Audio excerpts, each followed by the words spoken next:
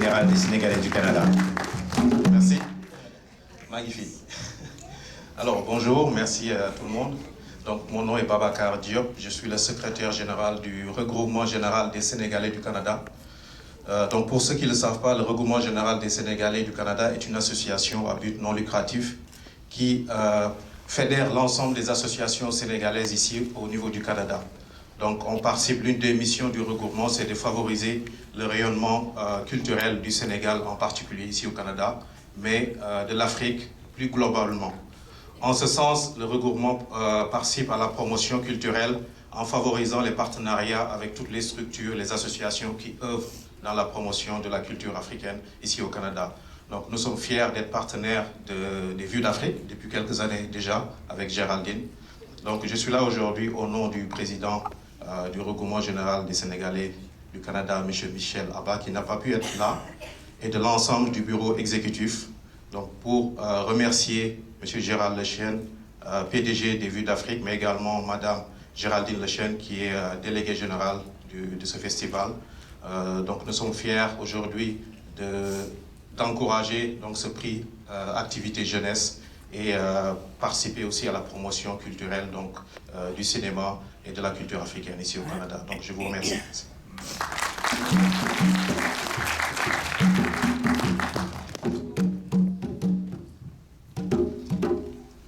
Un proverbe africain dit que tout seul on va vite et ensemble on va plus loin. Ça fait 40 ans que ce festival raconte des histoires et c'est grâce à vous, Monsieur Gérard Lechêne, PDG de Vues d'Afrique, un tonnerre d'applaudissements.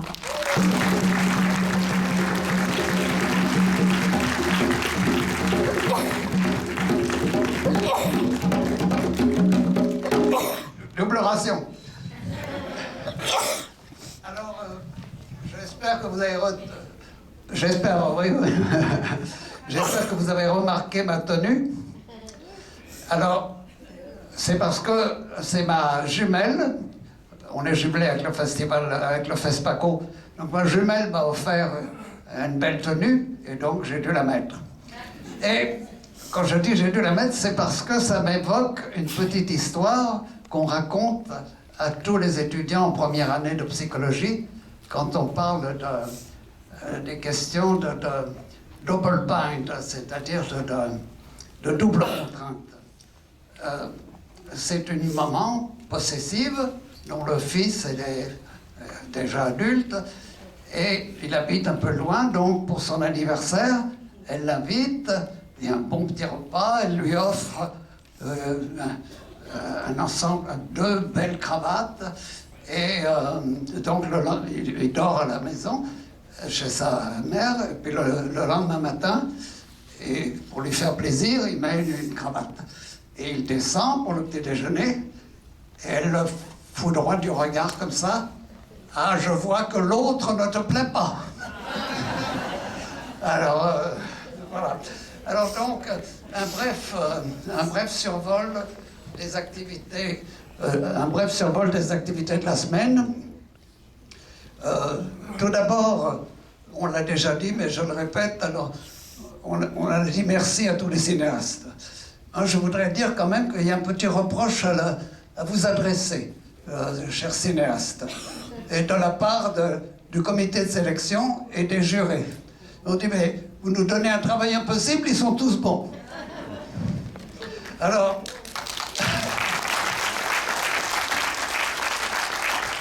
donc un petit survol, on a eu une journée entière consacrée à la commémoration de ce qui s'est passé il y a 30 ans au Rwanda, avec l'implication de Page Rwanda, je crois que son responsable est ici, et de très grands films. Donc il y en a un qui passe encore cet après-midi, je vous invite à aller le voir si vous avez l'occasion. Nous avons eu cette année le grand plaisir d'accueillir une grosse délégation de notre festival jumelé, le FESPACO, Festival panafricain du cinéma de Ouagadougou. Bienvenue à vous pour la première conférence de presse tenue au Canada et pour la célébration de ces 40 ans de jumelage. La ville de Montréal nous a accueillis pour signer le livre d'or, pour célébrer ces 40 ans de jumelage avec le FESPACO et avec le Festival d'Amiens, dont le représentant, le directeur à l'époque, est parmi nous. Et il y a aussi le représentant du Festival de Khouribga dont on a parlé au Maroc. Et je rappelle que l'année prochaine, ça fera 35 ans de jumelage. Alors, un grand remerciement aux représentations diplomatiques qui ont accompagné les présentations de leur cinématographie.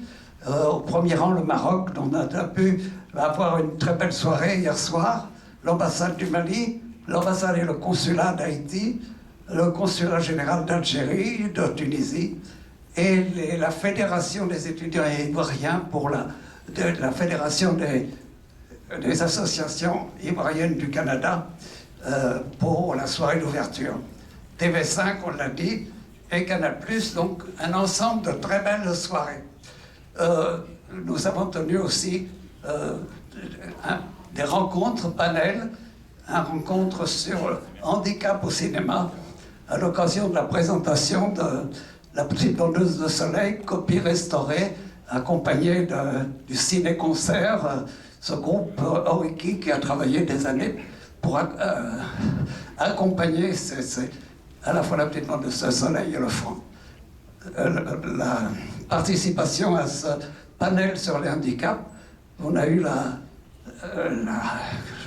satisfaction, la chance d'avoir la petite vendeuse devenue grande, Céline Lissa, qui est ici, je crois, et nous étions très heureux de l'accueillir. Nous avons tenu une journée sur l'environnement au très beau musée Mémoire de Montréal, avec des partenaires de choix et un petit peu quelques lueurs d'espoir pour une planète aussi malmenée. Eh bien, on a la classe de maître, on en a parlé, avec les pionniers du cinéma africain, Alimata Salabéré, Gaston Caboret, et une pensée pour Ferid Boukdir, qui devait venir, le réalisateur d'Al-Fawin, le grand cinéaste tunisien, mais qui, pour des raisons de santé, n'a pas pu venir, et les pionniers de ceux qui ont commencé à ouvrir les écrans au Québec, à l'Afrique.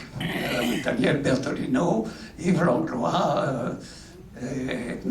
Michel Régnier, etc. Donc, pour terminer, un petit remerciement à ceux que j'appellerais les magiciens qui nous ont gravité autour de nous. Barbara Pisani, qui a su aplanir bien des difficultés. Richard Vissanji, qui pourrait dire sa devise est rien d'impossible, et je crois qu'il la mérite. Marie-Ange Montbancourt, pépinière d'idées, on en a parlé. Karine Essamba, la décoratrice, grâce à qui vous avez un baobab aussi accueillant. Et la poésie avec Jello Valdé. Et donc, un grand merci à toute l'équipe.